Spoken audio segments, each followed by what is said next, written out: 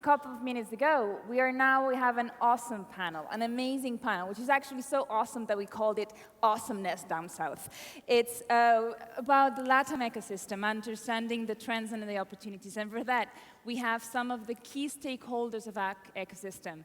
We have the chance of having Bedy from 500 Startups, Marta Cruz from NXTP Labs, Diego Serebrisky from Alta Ventures, and Gonzalo Martín from Wayra, and all these chaired by Javier Santiso from Telefónica. Let's welcome them with a big applause.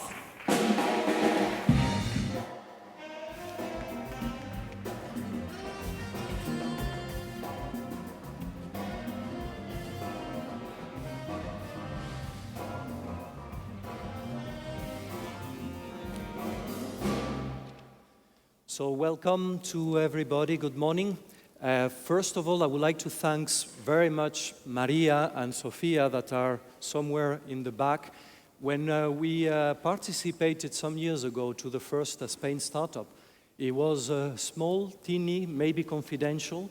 And now we are here in Las Ventas. I think the venue is also an amazing place, probably a unique place in the world to organize this type of startup event. And I want to thank very much Maria and Sofia, all the team that have been setting up this amazing venue, and the 2-3 days. Welcome also the foreigners that will be with us. I will be doing a very brief introduction. So I've been asked no more than 3, 4, 5 minutes. And after we will have more conversation, I will start with the ladies. And we will continue with the gentleman on that side. The introduction is just to share 2 ideas with you. First on emerging markets, and the second on Latin America. It's the South Summit, and this is the panel, one of the panels on emerging markets on Latin America. We will be talking about Latin America. What is amazing with emerging markets, for the ones that they think that we are talking about low-cost economies, commodities, etc. I hope that you will see a different flavor also coming from Latin America. But I want to share with you 2-3 surprising facts. First, when we talk about home runs in the industry of venture capital, we like to talk about home runs.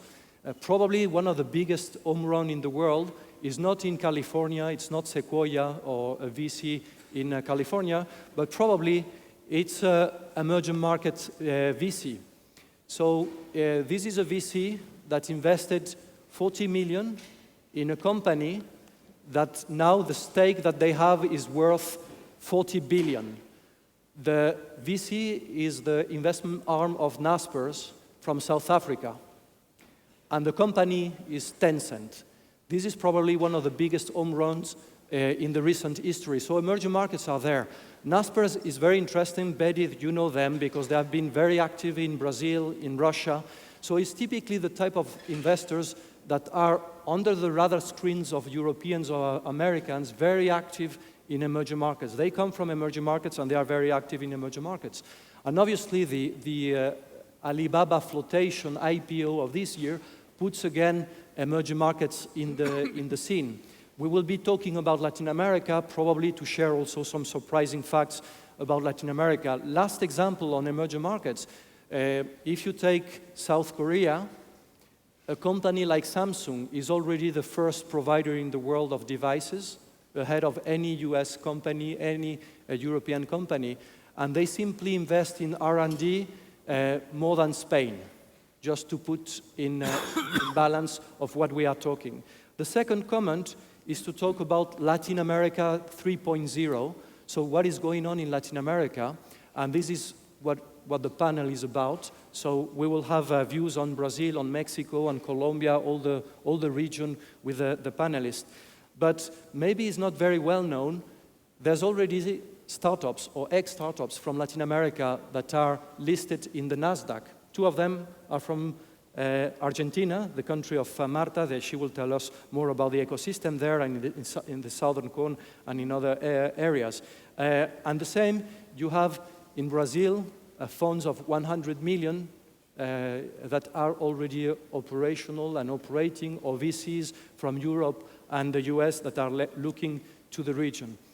But my last words on this second comment is about Spain and Latin America. because we have in Spain a very special relation with Latin America and Latin America with Spain. The story is well known. A lot of big companies, Telefónica is among one of them. Telefónica is simply the largest foreign direct investor over the last decade in Latin America, ahead of Thyssen, ahead of BHP Billiton, ahead of many, many companies, and betting also in a region that might look more 3.0. Here, I won't develop on the examples that we will have, but maybe we can think also about Latin America as a type of hub, or Spain as a type of hub between Latin America and Europe, Europe and Latin America. And maybe we can think that Latin American startups, they can use Madrid or Barcelona as an entry hub for Europe, and vice versa. Maybe German or Swedish startups, they can use also Spain as an entry point to Latin America. By the way, it's what some banks are already doing. BBVA and Santander is taking and investing in Swedish or German startups, in fintech, and they are scaling up in Latin America because of the muscle and the networks that they have. But the relation goes beyond that. Maybe you don't know, you will listen to one of them in these Spain startup, but some of the most amazing entrepreneurs here in Spain are from Latin America. And I will give you two names. One, you will listen to him in a couple of hours, I think. It's Martín Varsarsky, that is the founder of Jastel, which is now in the process of being bought by a foreign operator. And the other one is a startup called eDreams, Odigeo, that they just listed this year in the stock exchange. And it's interesting because the two founders are Mexicans. So they choose, in this case, Barcelona to headquarter that company. And by the way, it's a 4 billion income company. For the ones that are in the startup world, you know that there's very, very few startups from Europe that cross the 1 billion of income. So one of them is located in this country. I end with this very brief introduction and start the tour in Latin America. We'll start with Marta. Marta is the co-founder and the executive director of NXTP Labs, which is an early-stage investment fund. She will explain a bit more about the NXTP Labs. They are in Chile, Argentina, Uruguay, Colombia, and Mexico. So you are coming from far away. Welcome to Madrid. And maybe, Marta, explain more your own venture in startups and investments, why you are landing here, and what you are doing with NXTP. Okay, thank you very much for all of you. First of all, I want to say thank you for the organization to invite me here and share the panel with all of you. NXTP Lab, as you said, is a seed fund accelerator. We put focus on startup based on digital technology that are looking for an opportunity in Latin America. Is not only exclusive for people from Latin America, founder from Latin America. We have a startup with founder for different countries, 16 countries across the world. Up to now, we invest in more than 150 companies. 70% of these companies raise capital for other venture capital or family office. And we have 5 or 6, now 6 exits. And you told me that you could also invest in, let's say, European, Spanish startups that are looking to land and expand towards Latin America. That's let's say, also the value proposal. Yes, our main focus is the startup that want to look for opportunity in Latin America. Mm-hmm. It's not important the country where the people is or where the startup was funding, okay? We have, for example, a startup from Spain, from different countries, Italy, or United States, Brazil, Colombia, wherever. The important thing is we are looking for Latin American opportunities. And on the other hand, we are looking for startup funding for founders, women and men, because we consider that when the startup has a different sex is more important than when they are only one sex. Well, you precisely asked me to ask a question about women entrepreneurship in Latin America. You are very involved also in an endeavor with female entrepreneurs. What you can share with us about women entrepreneurs in Latin America?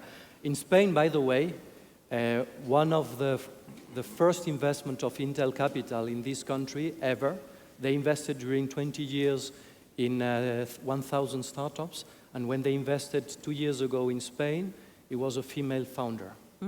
Okay, well, as Bedy, because we share the passion for women entrepreneurs, we are working very hard with the DBI in order to support the women entrepreneur, and this is the reason why we are preparing a big event in Miami on 12th of December. That is the only event that the women can make a pitch, because in general it's the men that prepare the pitch or do the pitch in front of investor. And we wait female with different countries across the world in order to share experience, in order to make a big networking, because it's so important for us.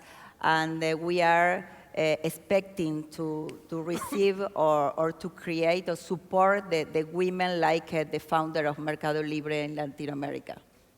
And could you give us examples of women that created startups that you are supporting? I mean, what you are doing with them already? Well, in fact, in our portfolio, we have a good women entrepreneurs. One of them is a founder of Solver. Solver is a platform for where you can find people that work in your house for cleaning or something. And Cecilia now is invest for 500 too, and she expand the business in Argentina and in Mexico, and is looking to expand the business in Brazil too. And well, we have a lot of women really good. So maybe you can organize also an event in Madrid in the future, not yes, in of course. Miami. So why not? Okay. Why not? Yeah. Tell me about the ecosystems that you are following. You are obviously in Argentina, in Chile, in Uruguay, in the Southern Cone, in Colombia, Brazil, and Mexico. Maybe we could start about the Southern Cone, that you explain a bit how you see the changes, let's say, over the last five years. And as I was saying, there's even startups from Argentina now listed in the NASDAQ, two of them, so which is interesting. It was not the case 20 years ago, of course. So Latin America is there. Can you explain a bit how you see the changes over the last 5-6 years? Okay. When we started 4 years ago, really the ecosystem was doesn't exist practically in Argentina, Uruguay, or maybe Chile was the most developed market, country developed. But now there is a lot of good news. First of all, I think the institutional governments are really committed in order to support the entrepreneur ecosystems. Now we have Argentina, Colombia, and all the countries that you mentioned that have money in order to give to the entrepreneur or the companies like us, accelerator or incubator, in order to support the cost of the operation and make more activity from the ecosystem.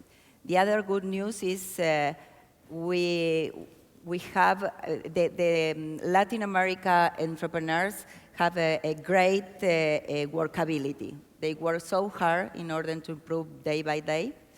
The projects are improving now. 5 years ago, really, we have a lot of projects, but projects only focusing in one country. Now we need entrepreneur and a startup that think at global level. Okay, we need companies that sell product across the world, not only for one country, not only for Argentina, Colombia, wherever. The other good news is, well, the clear, well, no good news, sorry. The bad news is angel investor, venture capital are not so active in the digital, in the technology and digital area, are more comfortable investment in bienes raíces, in Real estate. real estate, sorry. And the other thing that we need to improve in Latin America is the marriage between the science and the business. Thinking in science and business in Latin America is a bad word. Examples like Yusum in Israel, for example, that is a company that the aim is to sell what the science are doing in order that the entrepreneur take the product and make a business. Doesn't exist up to now. We will continue Okay. after, if we have more time, we will follow with going north. So we are going to Brazil. I met Bedy was 6, 8 months ago. She loves Spain. It's as frequently as you can come, you are coming here. Bedy is very active. Maybe you will tell more, because obviously here you are as 500 startups. You know very well the ecosystem in Brazil, but also in the US. So maybe tell us a bit more about you, and after we will move to your views on the Brazilian ecosystem compared with the US or Brazilian only. Sure. So a little bit of context about 500 startups. We invested now 850 companies. So that's over 4 years. So we're super active investor around the world. Around 25% of our portfolio are international. So when you were opening, you were talking about emerging economies, international. That's definitely within our focus.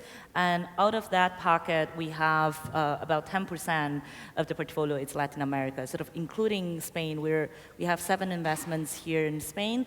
And the general thesis is we deploy early stage capital, sort of similar to what angel investors normally do. So it's 50, 100K first check, and then we do follow-on checks. We probably co-invested with most of the venture capital, both in the US and outside of the US too. So we have about 115 million under management. We're on Fund 3.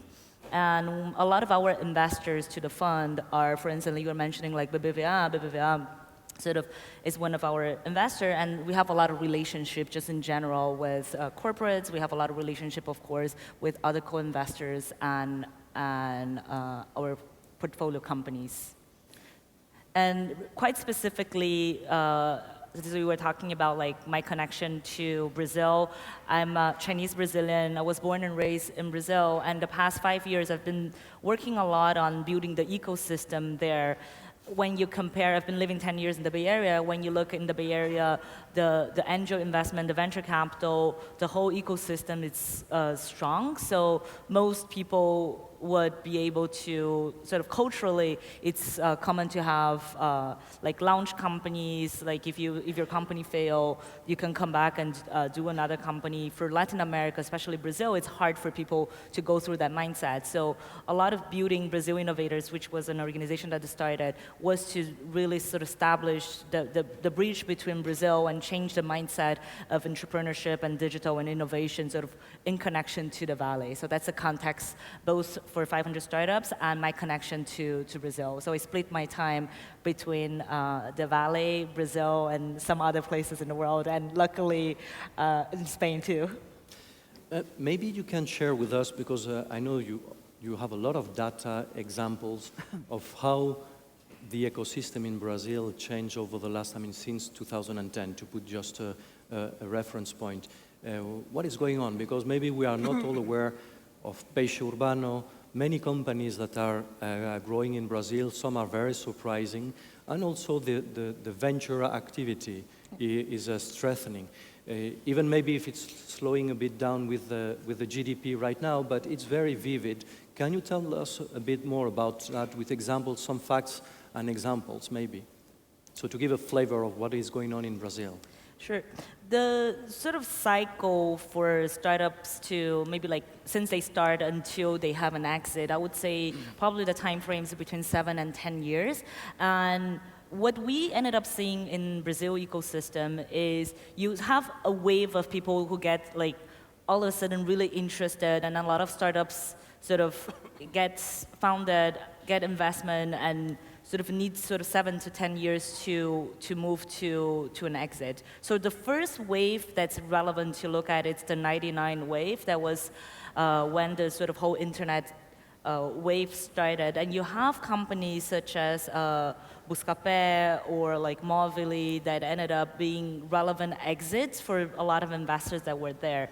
But when you go through after like 2002 to 2010 in terms of investments, it really slowed down. Like all of a sudden, like people, the exit didn't happen, but people haven't like gone back to do more investment. There was a little bit of the after bubble crisis of 2002. 2010, when you mentioned, there were several things that happened between 2008 and 2010 that was definitely Facebook, IPO, also Buscapé was one of Brazil's relevant exit. They exited at $400 million.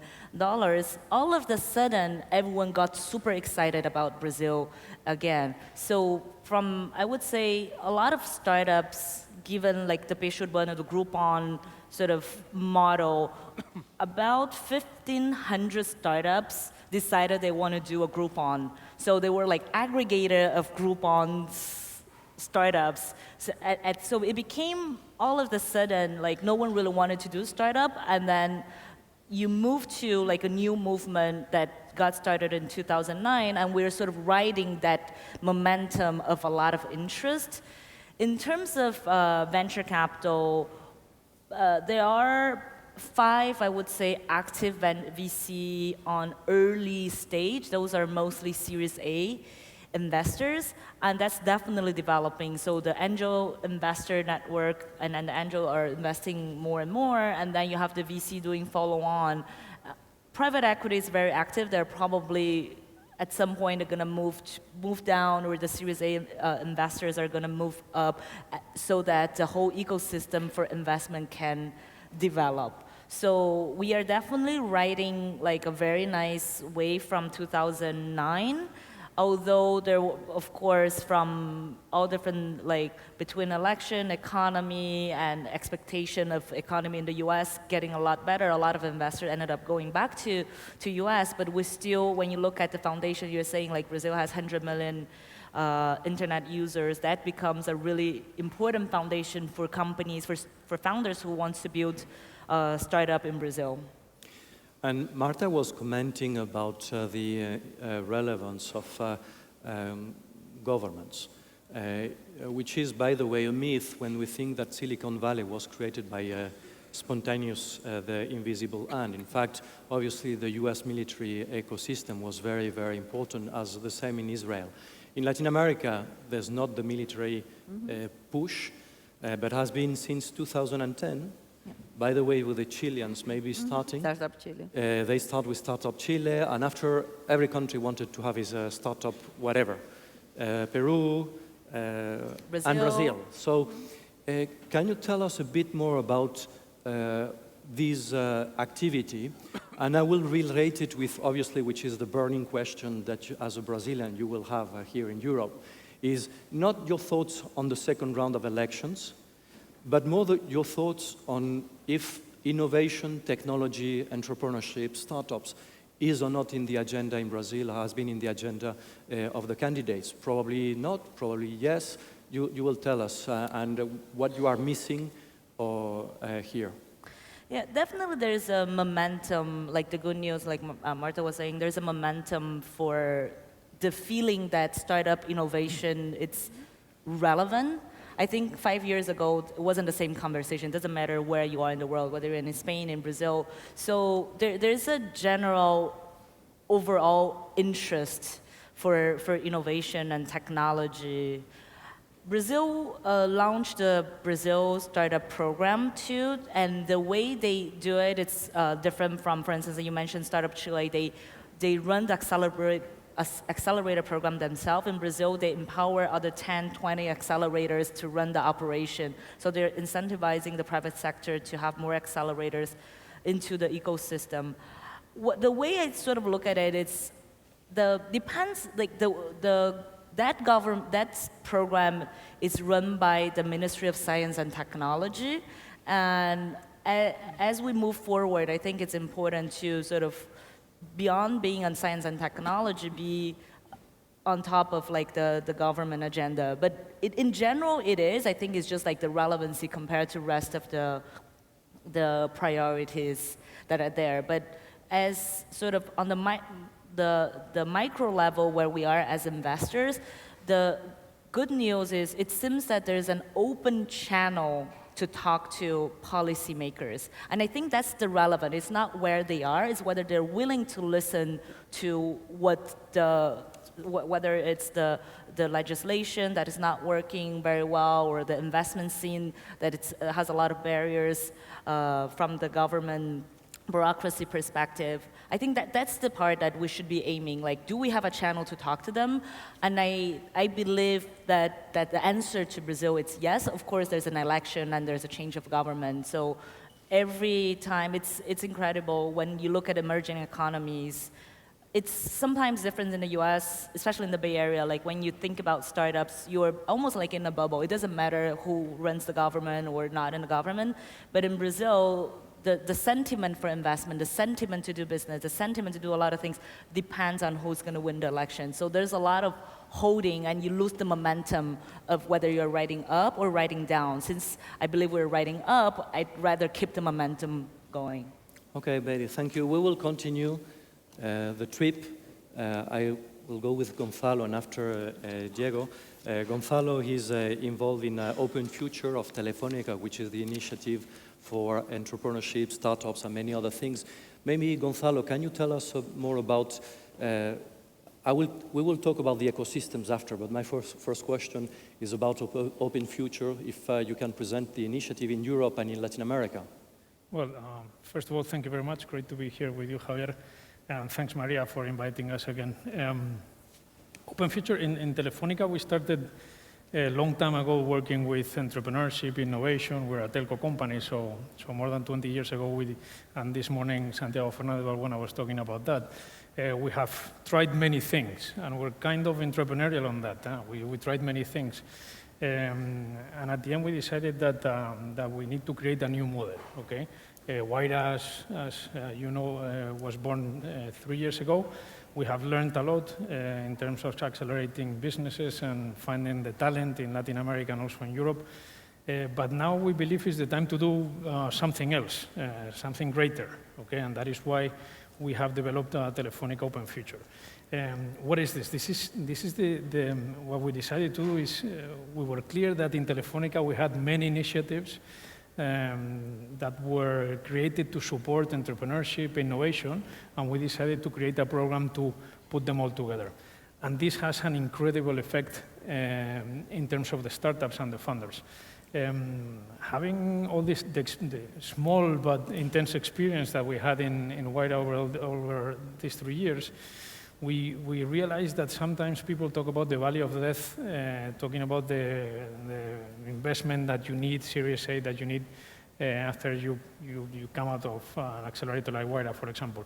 We believe that the valley of death is in many places, okay? And it doesn't necessarily have to deal with just with money, okay?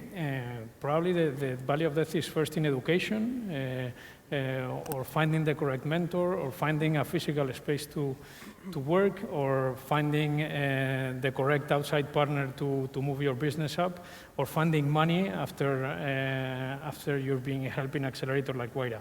And we realized that we have all these tools in Telefónica. That's why we have projects like Talentum that you know really well. We have the Think Big program that are devoted, both programs devoted to help young people to start their businesses. We find the best talent there and we start helping them out. We are going to create co-working spaces and crowd-working spaces that we have already created, for example, here in Spain, and there are some in Latin America too, to help those young people to start working in places where they can get, through an online platform, all the support they need to keep on growing. Then is, of course, Wayra. The best players will go to Wayra, and then after Wayra, we have all the investment tools that the startups will need in order to succeed. So basically, as we see, our vision is to find a very young, talented guy with a project, and Telefónica Open Future has to be capable of helping him out until he reaches an IPO in the NASDAQ. And that is all the steps that we believe that Telefónica can help with. Maybe you can give also a flavor of the changes. In your case, it's pretty unique because you follow Europe. There's accelerators around Europe, activity of Open Future in Europe, and accelerators also in Latin America. When it was around 2010, it's the same question that I made for Marta and Bedy. We were like the Mohicans, the ones believing that something was big could be cooked in Latin America. And so you have been witnessing that those changes in many, many countries. And obviously, on top of that, you can compare with what is going on in Europe and vice versa. So what has been the most surprising facts or impressions that you got from these 4 years, 3-4 years? Wayra was 3 years ago, but Telefónica started even before. Well, I think we were impressed. We were impressed by the talent. Wayra and Telefónica Open Future is based on finding the correct talent. We were sure that there was a lot of talent in Latin America, and after 3 years running this, we realized that we were correct, fortunately for us. What is happening in the ecosystem is also important. When we got there, as Marta was mentioning before, the ecosystems were not well developed. They were starting to, many countries were starting to help startups and entrepreneurs. We believe in these 3 years that we have been in the region, we believe that many efforts have been made. This morning we were hearing that the important thing is the word ecosystem. Okay, this is not about just Telefónica or the government or the universities or the business schools. This is about a joint effort by everyone. That's why in Open Future we believe that it's open. No? The word says open. It's open for everyone that wants to join us and help all this innovation, all these startups to grow and succeed. Maybe could you give us some numbers? I mean, so that we understand the size of the exercise. Well, because we tend always to look at the US where there are big numbers. Here you have also some big numbers to show. We right now, Wayra as an academy is present in 12 countries. We have 14 academies. What we have done, we are also present through Telefónica Open Future has signed an agreement with an accelerator in China, which brings a huge opportunity for European and Latin American startups. You were mentioning before that we can become Spain can become a door for Latin America, but now what we're doing is becoming a link with China. And I know you like that topic too. In the past weeks, we've seen a startup that started in a co-working, Open Future co-working space in Santiago de Chile, that joined Wayra after that got invested by Wayra, by Telefónica Open Future, and now we took the startup to China to see if we could get some commercial agreements with people there, and the good news is that they're doing great, and probably they're going to get investment from Chinese investors. So the model is working, okay? So that's very important. Right now we have invested up to date in 410 startups worldwide. And the good news is that they're getting a lot of traction, a lot of attention from outside investors, and that the model works. To be honest, 3 years ago, when we started, it was difficult to envision what was going to happen, and you were there at the beginning too. And the good news is that it's happening, and we're bringing a lot of value for startups in Latin America, but in other places in the world. You must take into account that also Latin America, sometimes people, and you were talking about that, sometimes people think that in Latin America you need to find copycats that come from other places. It's not the case. Probably it's good too. I mean, because founders and entrepreneurs must do whatever they think is good for the business. But we also think that there is a huge opportunity for products and services that are devoted to Latin America. I mean, you must take into account that this is 100 million or 700 million people that live there. So we believe there is a huge opportunity for projects that are devoted for Latin America. So we always say that the rules are not written yet. And specifically in Latin America, we believe the rules are not written yet.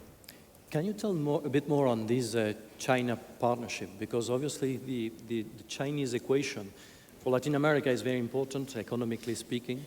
So the idea is to source in China, to source in Latin America and Europe for China, Both ways. Exactly. Both So ways. explain a little Basically bit what more we have done is the model. Yeah, we signed an agreement with it's a three-party agreement. Okay, we signed an agreement as Telefónica Open Future with China Unicom and also with BIV, which is the accelerator of Tsinghua University, which is like the MIT there in China. What we do is basically we share deal flow. Okay. And we bring commercial opportunities for Wayra startups or Telefónica Open Future startups in China, and we bring Chinese startups to Europe and Latin America. And it's working really, really well.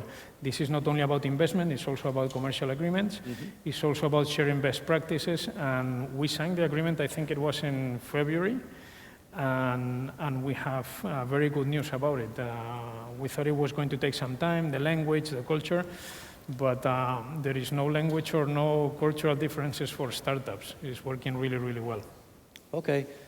I will continue with Diego. So Diego is Serebrisky, is the founder of and partner of Alta Ventures. Maybe you can explain a bit more what you are doing. You are not only a venture fund, also in growth investment stages. So explain a bit more, and if I understood well, focus above all in Mexico and Colombia, maybe in other countries. You are also doing investments in the Southern Cone and so on. So explain a bit more, Diego, who you are, what you are doing. Sure. Well, we are a venture fund, but we do multi-stage investments. So our main focus is what we call venture, the typical Series A, with tickets between $1 to $4 million. We also do deals that are more growth equity, companies that are more mature but still has, very rapid growth trajectories. And we have also done some seed deals where we invest below, 1 million, but we identify teams that we think are really good, that have really good ideas, and we help them, and hopefully they will get to the point where we can invest more kind of for the venture Series A that we want to be. We have a kind of a main focus in Mexico, where the fund is originally from, but we are investing throughout Latin America. We have invested in companies from Argentina, Colombia. We have looked at Chile, Peru. Probably Brazil is the country where we look less. And we have invested in companies in the US that have a Latin American link, where we see the opportunity of bringing, and something that we have seen, and probably the same thing happening in Spain, is that we see teams in the US developing solutions to problems that are bigger in Latin America than in the US. And let me give you an example. We invested in a company that has a digital polygraph, essentially a detector and to detect lies, but within a digital way. That business doesn't really have a market in the US because of regulation. It's a huge market in emerging markets. And it's a US-based startup in this case. That company is based in the US. In the US. But we invested because you saw they see the opportunity to sell really in Latin America. Okay. So we try to do that, identify technologies outside the region where they have a huge opportunity in the Latin American region. So it could include also European, Spanish-based startups? Yeah. Okay. Yeah, we can do that. And in fact, from the amount of emails I got, in the last 2 days from entrepreneurs attending this conference, there is a lot of interest from especially Spanish entrepreneurs to move into Latin America. So I think, as we like we were Latin saying America. here, it's a market of 700 million people. It's very large with a lot of problems. So there is a lot of opportunities for entrepreneurs with good solutions to those problems. And Diego, tell us a bit more about the ecosystem in Mexico and Colombia, the changes that you have been witnessing. Also, the same question that for Marta, Bedy and Gonzalo, since 2010. How you see this evolving, particularly in Mexico and Colombia, which I understand is the ones that you know more or you are more active? Well, I think it has been a huge change in these last 3-4 years. Essentially, I think they didn't exist like an ecosystem. What we had before is entrepreneurs that decided to start projects, and some of them were very successful. But really now there is an idea that the ecosystem needs to have different players. On one side, you have the government that is supporting different programs. And in the case of Mexico, the new government that started 2 years ago, they have choose entrepreneurship as one of their kind of main actions to develop the economy. Mm-hmm. So they are supporting in many ways the development of this ecosystem. And that goes into, from putting money directly into startups to support, accelerators, incubators, and I think, NXTP, maybe the guys from Wayra have received that support. And lately, one of the things they have done is they are helping develop the venture capital industry. I think one of the weak links in the region is that there might not be enough financing at the different stages that a startup will need. Which is what Bedy and Marta also covered. Yeah, so you have a very early culture of angel investment, but we need to develop more people that are willing to invest, especially in digital, in IT, in technology-related startups.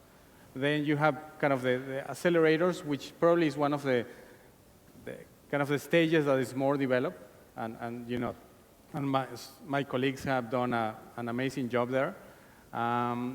Then you have the kind of the seed stage, where there were really very few funds doing that, and then more kind of Series A, where funds like us we were active, and probably we need to have more. And for example, in Mexico, in the last year, the government has assigned money to 26 new funds that are going to be in the seed stage. So suddenly you are going to see a lot of, capital available for startups, and that in fact could be a huge opportunity for Spanish or European startups that wants to move to Mexico to develop a market there. They will have, resources available to do that. And maybe one question more on the limited partners, because it's the other side of the coin. So, and this is also for Bedy and Marta, and obviously Gonzalo, if you want to jump. How do you see these limited partners in your cases? Bedy, you mentioned a bank. So usually you see more interest from the family offices. Institutionals, are they active or not?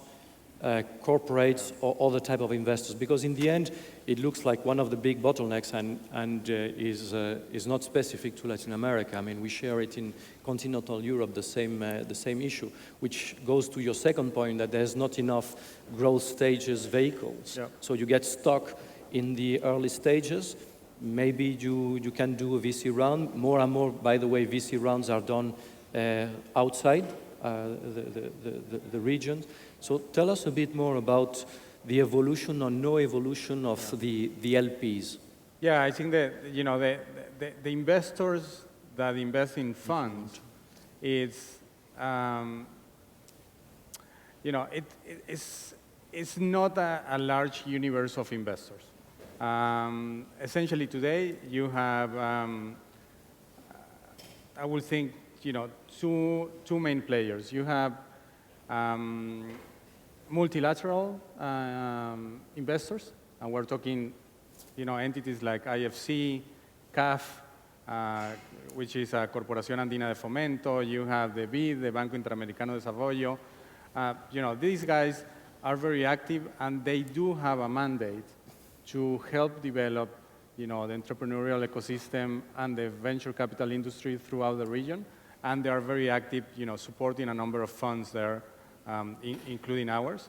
And that is a kind of one important type of investor. The other probably is the family offices in the region that, are cautious about getting into early stage investment, but they are starting to do it, and they see the opportunity, by putting small tickets into different funds at different stages.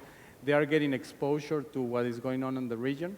A lot of them, they're doing, of course, for the financial returns, but I think there are, many families, and we see that in Mexico, and we have around 30 families investing in our fund, most of them from Mexico.